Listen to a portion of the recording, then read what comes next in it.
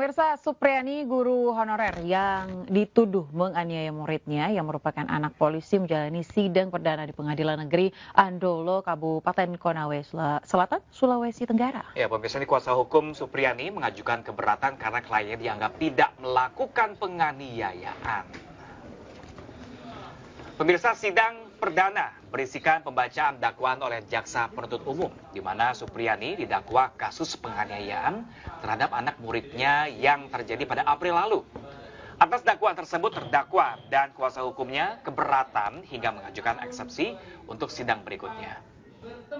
Menurut kuasa hukum, kliennya tidak bersalah dan dinilai terdapat kejanggalan dalam proses hukum yang selama ini berjalan.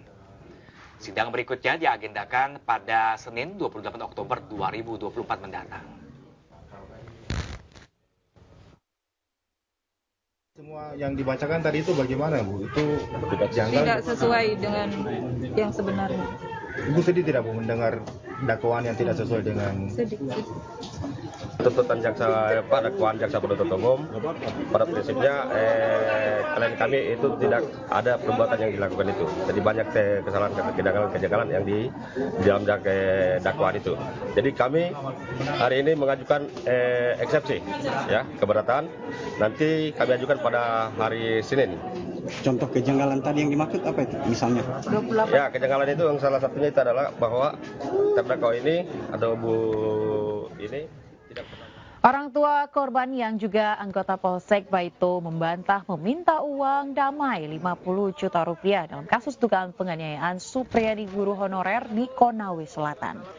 Sementara kepala desa mengakui penyerahan uang merupakan inisiatifnya untuk menghentikan proses hukum kedua warganya.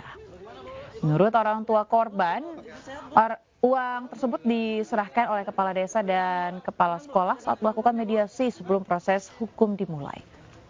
Kasus ini makin mencuat saat beredar informasi adanya permintaan uang damai 50 juta rupiah kepada Supriani agar kasus ini tidak berlanjut ke ranah hukum. Sementara Supriani membantah melakukan penganiayaan. Suami pelaku, saya tidak tahu apa isinya, dan itu dikeluarkan pada saat pelaku dan suaminya beserta kepala desa Wonaraya itu datang ke rumah kami. Dia keluarkan dan saya sampaikan, apa ini Ram? Kenapa kamu seperti begini? Inisiatif dari kami.